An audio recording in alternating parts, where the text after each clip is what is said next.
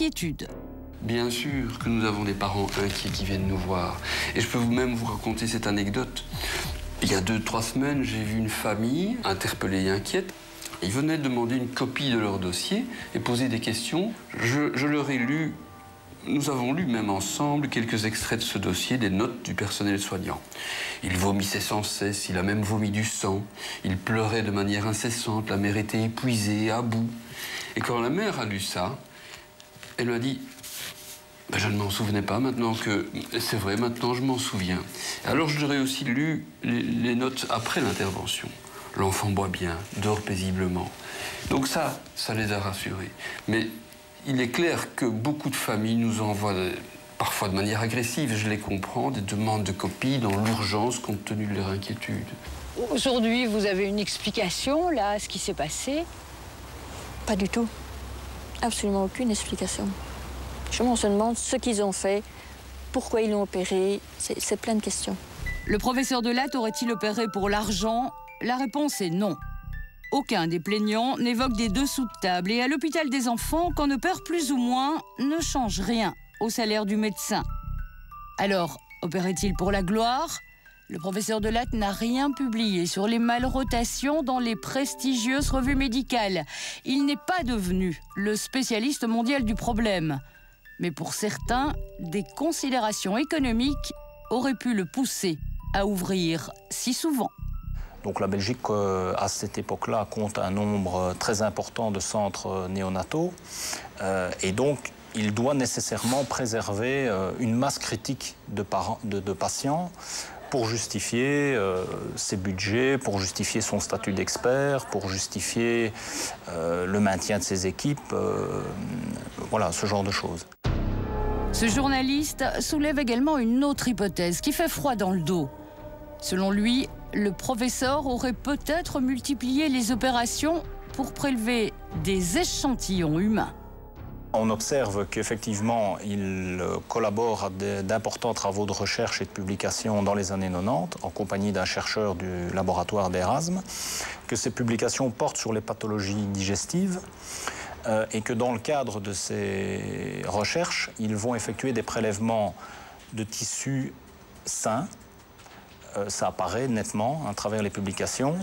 Or, moi, mon enquête tente à conclure qu'ils n'avaient pas les autorisations, les protocoles requis pour pouvoir effectuer ces prélèvements de tissus sains servant de témoins dans le cadre de leur recherche. Ils en ont prélevé des tissus sains, ça vous en êtes sûr? En tout cas, on lit dans les différentes publications l'utilisation de ces tissus. Ils parlent de donneurs pédiatriques, ils parlent de prélèvements post-mortem, ils parlent même de leur collection personnelle de tissus. Donc ces tissus, nécessairement, viennent de quelque part. C'est embêtant parce que dans une malrotation intestinale, lors de l'intervention chirurgicale, on n'enlève pas d'intestin.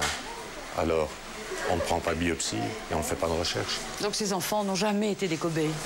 Mais évidemment, c'est absurde. Le professeur Delatte n'opérait pas seul. 2 de ses assistantes sont elles aussi inculpées de coups et blessures volontaires. Mais il opérait par nécessité, dans le souci de prévenir une pathologie qui peut s'avérer mortelle en quelques heures. C'est du moins sa version des faits. Quand vous avez vécu le décès d'enfants parce que l'intestin a tourné, alors que vous savez qu'il y a une opération qui n'est pas tellement compliquée d'un point de vue technique à faire pour empêcher que ça en arrive, tout le monde se souvient de certains enfants célèbres et il y a d'autres instructions en cours à propos d'enfants décédés. Quand vous avez vécu vous-même des enfants dont l'intestin s'est retourné et que vous avez dû enlever pratiquement tout le tube digestif, ce qui veut dire que c'est incompatible avec la vie, mais que ces enfants, un nourrisson et un enfant plus grand, ont mis des mois et des mois avant de mourir, vous vous dites qu'une intervention chirurgicale qui peut empêcher cela est intéressante. Un point de vue défendu également par l'hôpital. Après s'être longtemps muré dans le silence, la direction et ses conseils s'exprimaient enfin il y a quelques semaines. Par cette conférence de presse, l'hôpital veut rassurer les familles, les patients et leurs familles plus exactement. Et l'hôpital attaque un autre médecin d'un autre service qui en voudrait à l'institution. Il aurait suscité les plaintes des familles. Dans le cadre de l'instruction, il a multiplié les accusations, affirme la direction. Alors, toute cette affaire n'est-elle que l'aboutissement de conflits internes? C'est pas du règlement compte, c'est une attitude destructrice que je pense inconsciente de la part essentiellement d'un personnage. Nous avons contacté ce médecin. Il ne souhaite pas s'exprimer publiquement, mais maintient ses critiques. Nous avons pris connaissance de sa dernière audition devant le juge d'instruction. Il déclare notamment ceci. Ce n'est pas seulement un chirurgien, entendez le professeur Delatte, qui relève de la psychiatrie, mais tout un hôpital. À la justice, désormais, de faire le tri et de dire s'il faut ou non juger le professeur et ses assistantes. Si oui, ce serait une première, la première fois que des médecins seraient poursuivis pour avoir trop opéré. Si on veut qu'en Belgique, la justice décide des examens ou des opérations que les médecins doivent faire, il faut le dire. Parce que ça va empêcher les docteurs en médecine de travailler sereinement. On se trouve maintenant dans une situation qui est vraiment une situation absurde, qui est une situation paradoxale. Il y a des médecins qui ont été condamnés pour ne pas avoir diagnostiqué de malrotation, pour rester spécifiquement dans ce domaine-là, et qui ont été condamnés pour coups et blessures involontaires ou homicide involontaire. Mais qu'est-ce qui se passe dans la logique actuelle au niveau du médecin qui pratique l'intervention parce qu'il pense qu'il doit la pratiquer? Eh bien, il est poursuivi pour coups et blessures volontaires. Et s'il y a des conséquences dramatiques, pour assassinat. On n'en sort pas et le danger est là.